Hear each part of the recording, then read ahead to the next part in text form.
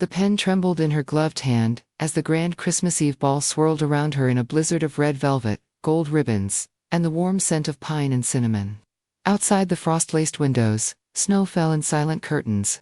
Inside, the Harrington family ballroom glowed with 1,000 fairy lights, and the soft laughter of people who had never once looked at her with kindness.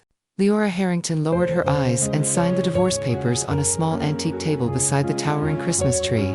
While a string quartet played Silent Night like a mocking lullaby, no one saw the single tear freeze on her cheek. No one noticed how her breath caught when the ink finally dried, and no one, absolutely no one, knew who she truly was. Before the story continues, if you believe in hidden strength, in Christmas miracles that arrive without bells or fanfare, in the quiet power of being seen at last, please like this video.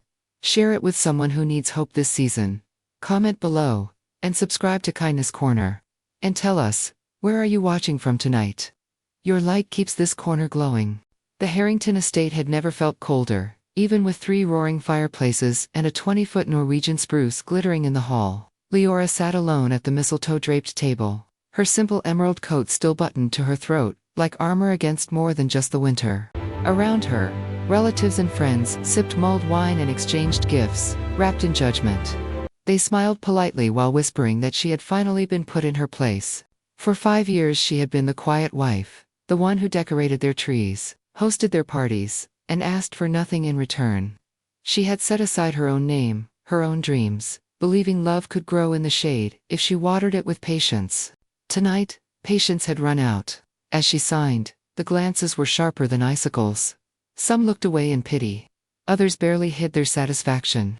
To them, Liora was the girl who married above her station, and was now being gently discarded, like last year's ornaments boxed away after Christmas morning.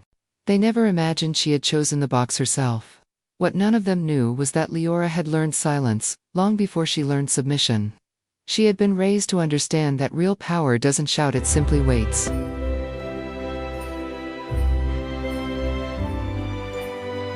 She had walked away from a legacy so vast, it could have bought this entire estate 100 times over, because she wanted to be loved for who she was, not what she owned. She never once mentioned her grandmother, Eleanor Valaker, woman of the Vale Foundation, a name that funded hospitals, fed nations, and moved silently behind half the world's quiet miracles. Liora believed love should stand on its own, without the crutch of crowns or charity galas.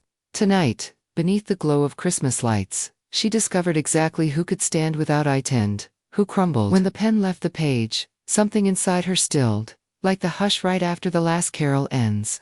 The pain was still there, sharp and glittering as broken glass beneath the tree. But beneath the pain rose a steady, shining calm.